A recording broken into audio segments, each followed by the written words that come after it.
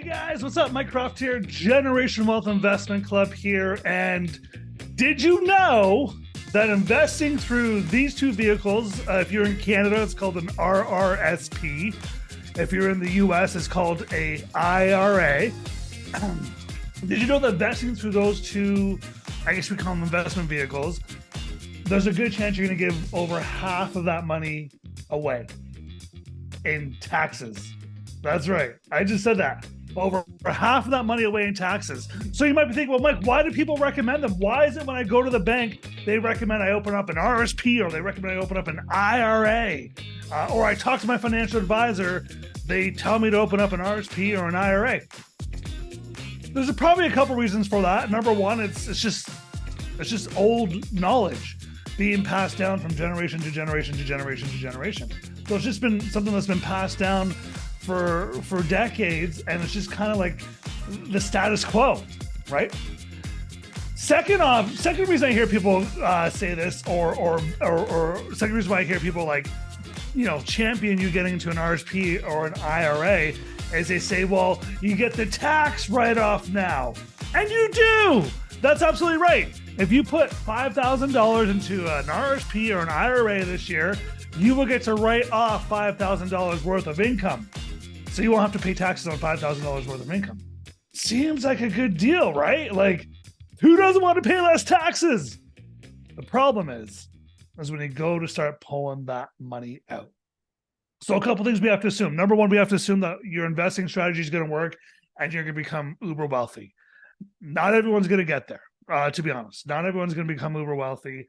Most people that invest do not get good returns, and so the returns just aren't great. And so, yeah, they pull out a little bit of money, they're taxed a little bit, it's not a big deal.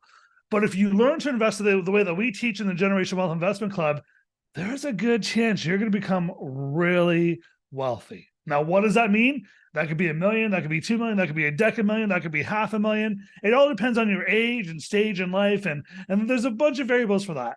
But there's a good chance if you learn the philosophies that we teach and implement the stuff that we implement when it comes to actually investing in the market, you're going to become wealthy. Which brings another problem. When you become wealthy, how do you not give it all away in taxes, right? Because that's a big problem. Is taxes. The feds will take away half of it, if not more, for some of you Canadians that, you Canadians just pay a lot of taxes. That's why I call it Tax Canada. But yeah, that's the truth. So let's dive. Let's do two things. One, let's talk about how to build that wealth. Okay, I'll give you a couple of examples of what that looks like. And then two, let's do a case study showing you exactly investing the exact same amount in an RSP/IRA versus investing in some other tax strategies that allow you to keep all of your money. All right, so let's dive in.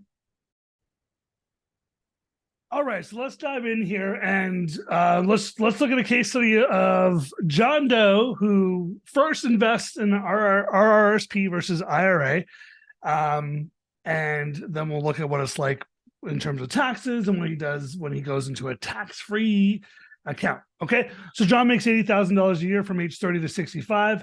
Let's just assume he's at a 25% tax bracket. So at 25%, John's going to pay $20,000 a year in taxes. Ew, that's ugly. John decides to invest $6,000 a year into an RRSP/IRA.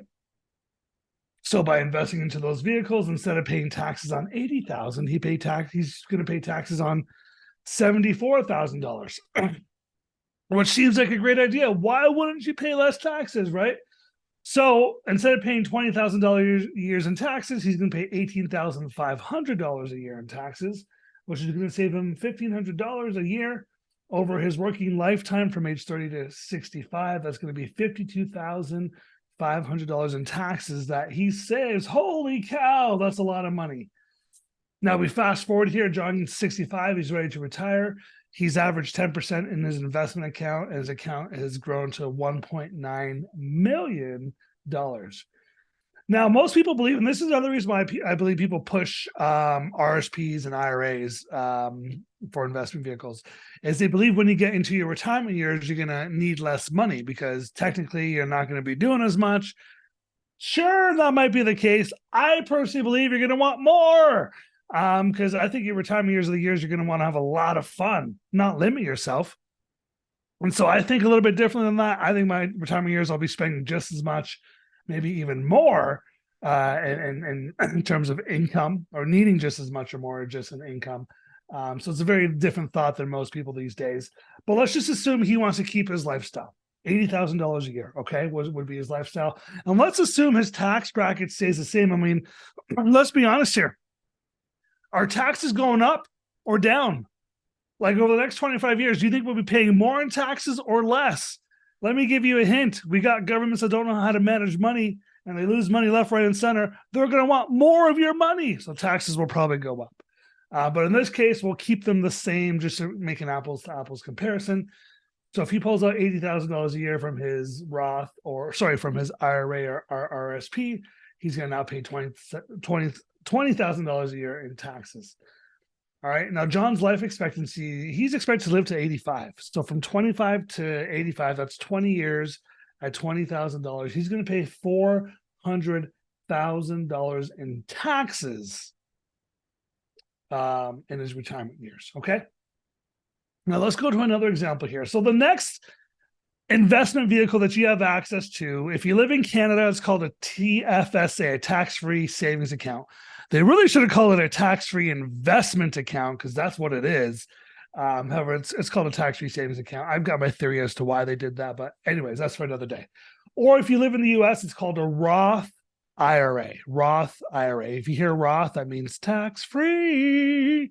All right, TFSA/Roth IRA are tax-free investment vehicles. So same example, but let's see what the tax implication is for John here.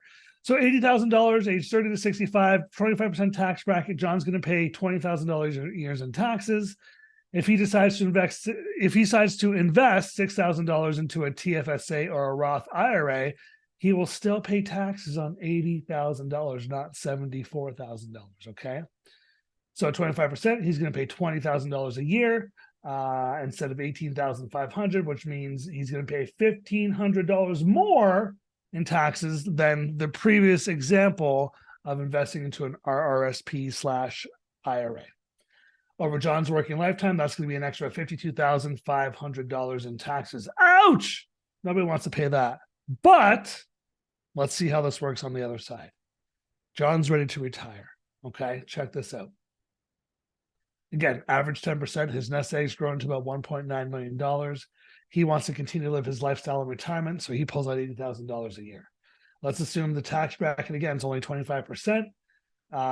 Through the TFSA or a Roth IRA, John will pay $0 in taxes, saving him $20,000 a year, okay?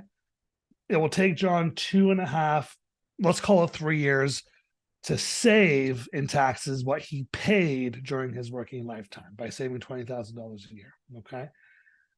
John lives to 85, which means he'll pay $0 a year in taxes until he dies at 85, which is going to save him over $400,000 in taxes in his retirement years. But it gets better. Okay. It gets better because when John passes away here, what happens to an RSP/IRA is your any money that you hand down to your kids or grandkids or whoever gets taxed at the current tax rate. So if you hand $1 million down to your kids, guess what? If you live in Ontario, 53% of that is taxed. If you live in Florida, roughly about $720,000 will be taxed. If you live in Canada, roughly about $500,000 or more. Actually, off $1 million in Florida, you would pay probably $300,000 to $400,000. Where in Canada, you're closer to $500,000. Okay. So it's just depending on where you're going to live, that's going to depend on how much taxes you pay. But when you die is when the government gets the lion's share of the taxes if you haven't spent it all. So either you spend it all and pay taxes during your working lifetime, or you die and pass it on when you pass away, leave a legacy and inheritance, and that gets taxed through an RSP/IRA. Where in a Roth IRA or a TFSA for you Canadians out there, that gets passed down to your kids, essentially tax-free. You pay a 1% probate tax But outside of that, everything else is passed on tax-free. So in my opinion, tax-free investing is the way to go. So for Canadians, that's a TFSA. For Americans, that's a Roth IRA.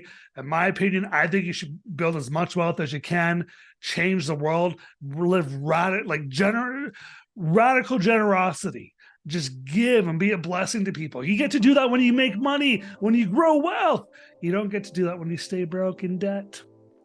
Okay? Or at least not to that extent. And so if your financial advisor, if your bank person is saying RRSP is the way to go or IRA is the way to go, think twice. I suspect they don't understand the mathematics behind this. Or even if your tax accountant tells you to do that, I suspect they don't understand basic mathematics, and that the long-term effect of this is actually going to cost you a lot more by not being in a TFSA or Roth IRA. So hopefully that makes sense. Hey, as always, if you have questions, hit reply. All right, I'm a real person. I'm here to answer your questions for you. And all the best to your success in your wealth building. We'll talk to you soon.